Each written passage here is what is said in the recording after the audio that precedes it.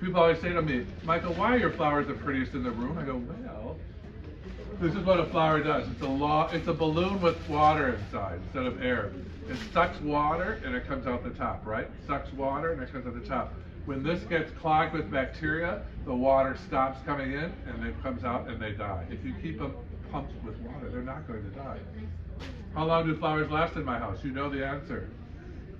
3 weeks, 2 to 3 weeks. At least 3 weeks, sometimes 6 weeks. I get flowers. How? I keep them filled with water. Number 1, buy good flowers. Number 2, put some bleach in the water. Number 3, get some crowning gloria. You spray them and it seals your flower designs in wax so they can't lose moisture. Number 4, cut an inch off every once in a while because even with bleach in the water they begin to form bacteria. And number 5, when your flowers are dying, soak them under water for 2 to 5 hours. They'll come right back.